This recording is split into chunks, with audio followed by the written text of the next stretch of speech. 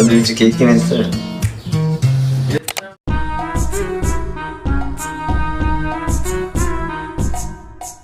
জিন ও জনির কিস শেষ করা হলে জিন ও জনি দুজনেই চুপ হয়ে যায়।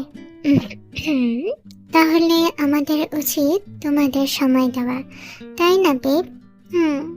আর আমিও দেখতে চাই না এসব। মিস্তে, আমার চোখ থেকে আপনার হাত সরান। আর কতক্ষণ হাত দিয়ে রাখবেন? আমি তো ভুলেই গিয়েছি। কিন্তু কি হয়েছিল যে আপনি আমার চোখ ঢাকলেন? আমি কি বাচ্চা নাকি? Yes, you are small baby child. আমি বেবি না। আয়ো, এত কিউট কিন্নু। তারপর সবাই জিন ও জুনি দুজনকে একা রেখে চলে যায়। Your taste you know. Shut up. তোমার অপেক্ষায় থাকতে থাকতেই এই মিষ্টি ফুল শুকিয়ে মরচে যাচ্ছে। তাহলে কি করব? পানি দিব? তুমি চুপ থাকো। শুনে অন্য কিছু লাগতেছে।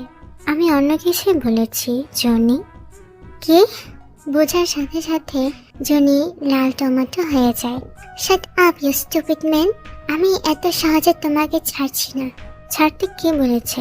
জড়িয়ে ধরো, আঁকড়ে ধরো আর ভালোবাসো বলে জিন জনির কাছে আসতেই জনি দেয় এক দৌড়। এত সহজে ছাড়ার পাত্রী নই আমি। আমি আসতেছি। আসছে আমাকে গোলাতে। আমার এবার পালানো হয়েছে, তার আগে আমার দরজা ঠিক করতে হবে। জনি, এটার হিসাব আমি নিবই। কিছুক্ষণ পরে জনি হাজির। আবার আসলে? অবশ্যই। আমি তোমার চারিপাশ 24 ঘন্টা থাকবো। শুধু জুস আনতে গিয়েছিলাম আর কি। একটু ভয় লাগে না আমায়? আমি যদি কিছু করি? 7 বছর ধরে যে হাত ধরা ছাড়া কিছু করে নাই, তার সাথে কিসের ডর? এত বড় কথা। যাই হোক, আমাকে আগে লক ঠিক করতে হবে, পরে তোমাকে দেখছি জুনি। সেটার জন্য আমি আগ্রহী আছি ঝিনুক বেবি। পরের দিন বিকালবেলা জিমিন তে ও জুনিকে নিয়ে টি পার্টি আয়োজন করেছে, যেখানে হরেক টাইপের ডেজার্ট রয়েছে।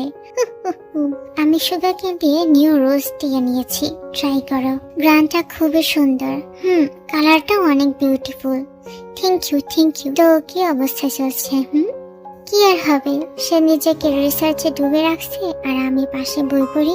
সিরিয়াসলি, আমি ভাবলাম কোনো রোমান্টিক কিছু হবে। বিয়ের আগে কিছু না, ইউনো, নাই বা নাউরি।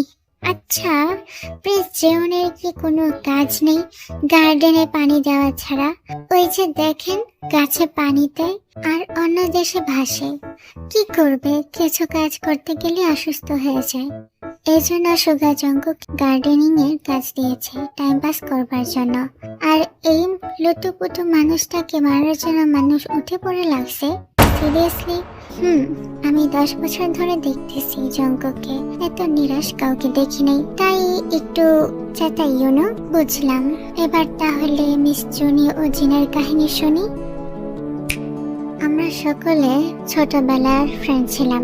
আমার বাবা গ্রেডি পারসন, তাই সে আমাকে পলিটিক্স নিয়ে ক্রাউন প্রিন্স সুগার সাথে এঙ্গেজ করে দেয়। আমি বাচ্চা মানুষ, আমার বেহেন জুনিকে নিয়ে প্রায় খেলতে যেতাম আর কি। এছাড়া কি আর হবে, জঙ্কুক ছোটবেলা থেকেই লো ইমিউনিটি ভুগছে। ইমিউনিটি খুবই কম, তাই সে সাইড দিয়ে খালি শুধু দেখতো। বাট আমি একদিন পাকনামানি করে জঙ্কুককে নিয়ে খেলতে আনি এবং তার নেক্সট সেকেন্ডই বেচারার অবস্থা কঠিন হয়ে যায়। আমরা সবাই ভয়ে একাকার ঘাবড়ে যাই। দেন ঠিক সেই সময় আওয়ার ডক্টর সকচিন বীর মনোবল হয়ে জঙ্কুককে টেম্পোরারি ট্রিটমেন্ট দেয়। এতে সে কোনোরকম নর্মাল হয় এবং সেখান থেকেই আমাদের প্রিন্সেস জুনি তার উপর ক্রাশ খান এবং পরবর্তীতে তারা তাদের লাভ রিয়েলাইজ করে।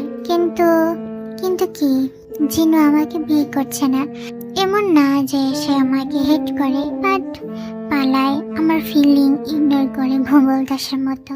I need a big seduction solution. So sad. আমার কাছে তো কোনো সলিউশন নেই। আমাদের জানতে হবে কেন সে প্রিন্সেস জুনিকে ইগনোর করছে। সেজন্য আমি সুগা ও জঙ্কুককে কাজে লাগাবো জিনের পিছনে। Good idea. তোকে অনেক টেস্টি প্রিন্সেস জিমিন।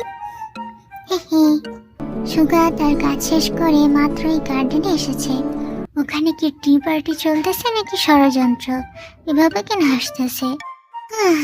আমি জানি না।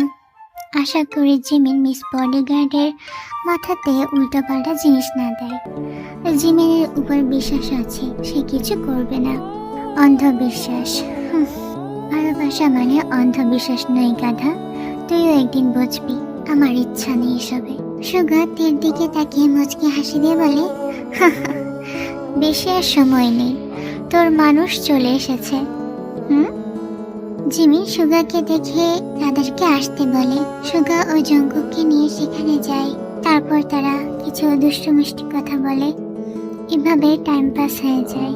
রাতের বেলা ইয়নমিনের কক্ষে। সুগা তার কক্ষে এসে দেখে জিমি তার সিল্কের তৈরি হোয়াইট নাইট গাউন পরে জানালার রেলিং এর উপর বসে আছে।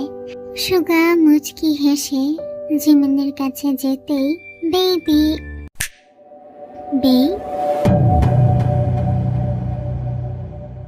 বেবি, কি হয়েছে জিমিন? তুমি কান্না করছো কেন? জিমিন ছলছল চোখে সুগাকে বলে, আমার সৌন্দর্য কি তোমার চোখে বিলীন হয়ে গেছে? নাকি আমি তোমার যোগ্য হয়ে উঠতে পারিনি? সুগা, কি সব বলছো বেবি? তুমি সবচাইতে সুন্দর, আমার চোখের মনি, আমার ভালোবাসা, আমার সবকিছু। তুমি যোগ্য না মানে? কি সব ব্রেনলেস কথা বলছো তুমি জিমিন? বরং তোমার থেকে যোগ্য আমার জন্য আর কেউ কি এই দুনিয়াতেই নেই। তুমি যদি না থাকতে তাহলে আমার অস্তিত্ব থাকতোই না। যদি তাই হয় তাহলে তুমি কেন তেহঙ্গের দিকে তাকিয়ে হাসছিলে? তোমার হাসি শুধু আমার জন্য হবে, আর কারোর জন্য না সুগা। হায় আল্লাহ, এই পাগলিটাকে নিয়ে আমি কই যাব? আমি তের দিকে তাকিয়ে জঙ্কুকের জন্য হাসতেছিলাম জান। তারপর সুগা জিমিনকে বিষয়টা খুলে বলে, কিন্তু এতেও জিমিনের মন থেকে উদাসীনতা চায় না। সে সুগাকে জড়িয়ে ধরে বলে, জানো সুগা, শুধু শুধু তোমাকে পাওয়ার জন্য কত কষ্ট করেছি আমি। তোমাকে হারানোর ভয় আমাকে ভিতরে করে করে মেরে ফেলে। তুমি যদি অন্য কারোর উপরে হাসো আমার খুব কষ্ট লাগে, আমি সহ্য করতে পারি না। আমি হয়তো সামনের মানুষটাকে মেরে ফেলবো জানো। পরে নিজেকে, তুমি শুধু আমাকে চাইবে, তুমি শুধু আমার দিকে তাকাবে। তুমি যখন অন্যজনের দিকে তাকাও আমাকে আবারও মনে করিয়ে দেয় আমার অস্তিত্বের কিছু নেই। আমি মরুভূমির ধুলার এক কোণারও যোগ্য নই। আমি বেঁচে আছি শুধু তোমার জন্য সুগা, শুধু তোমার জন্যে। আমি তোমাকে অনেক ভালোবাসি, অনেক। বলেই জিমিন সুগার সুডৌল গ্রীবাতে তার অভিমানের চিহ্ন এঁকে দেয়, যার কারণে সুগা একটু কেঁপে ওঠে। আমি শুধু তোমাকেই ভালোবাসি জিমিন, আমি শুধুই তোমার বেবি। এবার তোমার ঘুমিয়ে পড়বার সময় জিমিন। আর হ্যাঁ, তুমি ডক্টর জিনের দেওয়া ওষুধ খেয়েছ? না, আজকে না। আমি ওই ওষুধ খেলে ঘুমিয়ে যাই। আমি আজকে ঘুমাতে চাই না।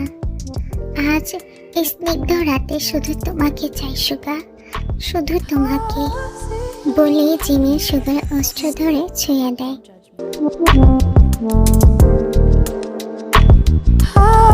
জিমিন, তোমার এই নেশা মাখানো চোখ প্রত্যেকটা বার আমাকে মাতাল করে দেয়। বলে সুগা জিমিনকে পাঁজরে তুলে বিছানায় নিয়ে যায় এবং তাদের ভালোবাসায় ডুবে যায়। Tiki, tiki, tiki, tiki.